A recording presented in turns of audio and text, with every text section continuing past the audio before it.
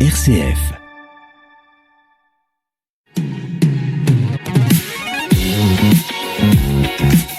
RCF, l'invité de la rédaction. 3 ans d'attente depuis août 2022, une semaine de procès à la Chambre correctionnelle de Lyon et enfin le verdict ce matin dans l'affaire dite de la vidéo intime avec notre invitée Isabelle Dumestre. Vous êtes présidente du groupe Saint-Étienne Demain au conseil municipal. Merci beaucoup d'être venue puisque vous étiez ce matin à Lyon. Déjà, avant d'avoir votre sentiment, quelle était l'ambiance dans cette salle de la 17e chambre correctionnelle ?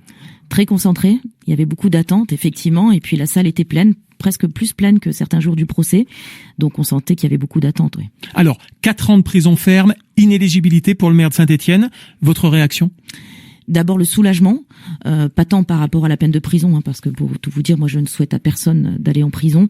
En revanche, pour la ville de Saint-Étienne et pour les victimes, c'est la reconnaissance effectivement du discours, de ce qui a été dit par la victime, et c'est toujours important d'entendre la parole de la victime, et je pense à Gilles Artigue et à sa famille en premier lieu, mais au-delà, à la ville de Saint-Étienne qui a quand même été entraînée contre son gré forcément dans cette affaire, et largement meurtrie depuis 3 ans. Donc le soulagement, c'est qu'on va pouvoir enfin séparer l'affaire de la ville, puisque Gaël Perdriau ne peut pas rester maire à partir d'aujourd'hui. Alors, donc, côté pratique, donc il n'a pas besoin de faire de lettre à la préfète, puisqu'il y a l'inéligibilité, la préfète va acter tout ça, et il va y avoir, comme on l'indiquait dans le flash, un conseil municipal extraordinaire. Alors, il y en a déjà un lundi prochain. Voilà, il va avoir lieu normalement ? Normalement, tout nous indique que le conseil municipal qui est programmé pour le 8 décembre aura bien lieu. Qui à la tête alors ? Alors, s'il n'y a pas eu un nouveau conseil municipal entre-temps, ça sera le premier adjoint qui, de fait, légitimement, va manager ce conseil municipal.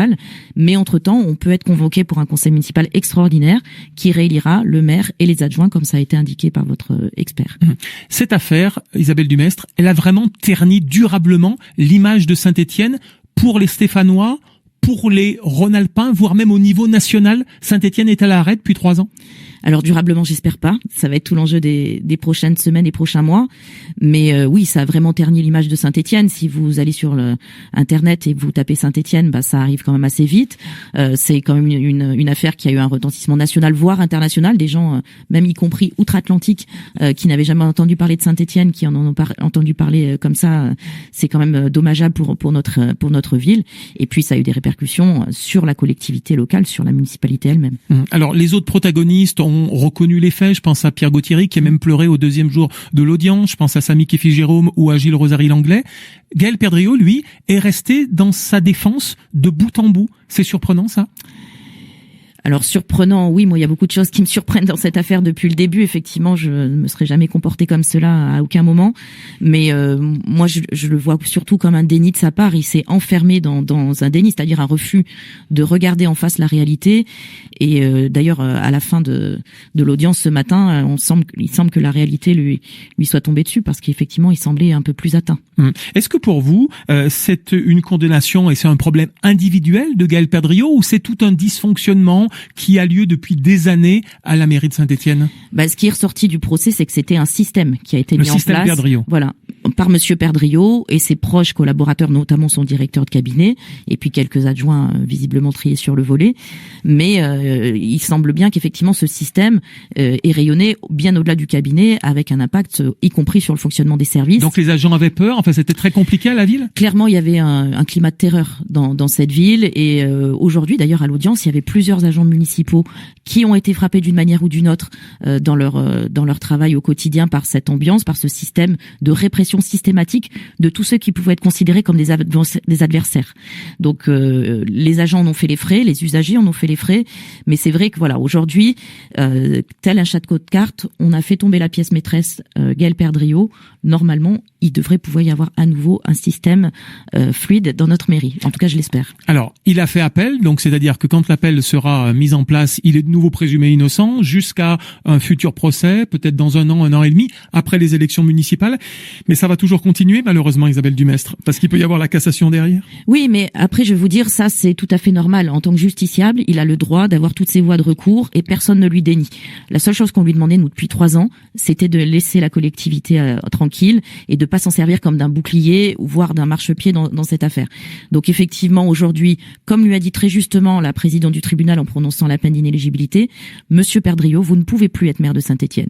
Dès lors qu'il est à part, de la ville va fonctionner et lui va se défendre et c'est bien légitime. Alors à 3 mois des élections municipales, comment vous, l'opposition de gauche, alors on a appris que l'opposition de gauche en général, socialiste, communiste, écologiste, vous partez ensemble derrière Régis Juanico, comment vous allez profiter justement de, peut-être pas dire crise politique, mais en tout cas de ce problème-là en projet quelque part alternatif à la ville de Saint-Étienne? Eh ben, on va en profiter pour prendre un certain nombre de leçons. Alors nous, on n'a pas attendu le procès pour se rendre compte qu'il y avait des choses qu'il ne fallait pas reproduire. Je pense effectivement que moi, c'est mon premier mandat en tant qu'élu municipal et je vais vraiment j'ai bien vu tout ce qu'il ne fallait pas faire avec l'équipe de Monsieur Perdriau et je pense que mes collègues des autres groupes municipaux de gauche en sont convaincus également. Il faut vraiment qu'on retrouve un fonctionnement apaisé dans lequel les agents municipaux sont respectés en tant que professionnels, ils aient leur place, voilà, et que les élus tiennent la leur également et puis qu'on remette la collectivité au service de l'intérêt général et pas au service d'une carrière politique. Ça va coûter cher à la ville tout ça, 200 000 euros pour Gilles Artigue et c'est bien normal. Michel Thiollière qui était partie civile aura aussi des dommages et intérêts. La ville de Saint-Étienne qui était partie civile aussi, ça va coûter aussi de l'argent. Alors ça nous coûte déjà effectivement par rapport à l'accompagnement des frais de justice de la victime, mais c'est bien normal qu'effectivement Gilles Artigue ayant été victime dans le cadre de son mandat de cette affaire, il puisse être accompagné. Par contre, on s'était assuré dès le début que Monsieur Perdriau, lui, n'utiliserait pas l'argent public pour sa défense. Et heureusement. Par contre, la ville a aussi été reconnue comme victime à travers les décisions de ce jour, puisque il y a 2 décisions par rapport aux dommages et intérêts de 20 000 euros chacune. Donc j'imagine ça couvre à peu près les subventions. Et puis 184 000 euros par rapport aux frais de justice. Donc oui, ça a coûté cher à la ville, mais elle est reconnue comme victime et ça c'est important. Est-ce que vous craignez pas que les électeurs, après tout ça, en mars prochain, boudent les élections et se disent allez, je m'abstiens, ou aillent voir des extrêmes du côté des Insoumis ou du Rassemblement national? Alors c'est ce que j'ai craint depuis 3 ans et c'est ce que nous disions régulièrement à Monsieur Perdriau, qu'il salissait effectivement non seulement l'image de la ville mais de la vie démocratique et encore pire du maire qui est la dernière instance à peu près dans laquelle les électeurs ont confiance ou avaient confiance.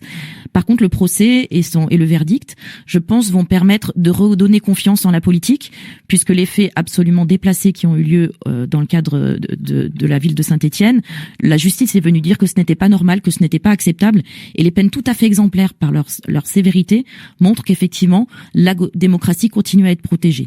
Et donc moi j'invite les électeurs et les électrices qui auraient été déçus par ce qui s'est passé de reprendre confiance en se disant que les garde-fous existent, que la démocratie est toujours vivace dans notre pays et qu'ils ont toute leur place à y prendre en choisissant des gens dont ils penseront effectivement qu'ils ne commettront pas ce type d'impair. Vous qui souhaitez justement une transparence, on en a parlé, transparence de la vie politique, transparence de l'éthique, dans le projet que vous défendez avec Régis Juanico, avec les écologistes, avec les communistes, il y aurait des mesures concrètes, Isabelle Dumestre, qui pourraient se mettre en place dès mars ou dès l'été prochain?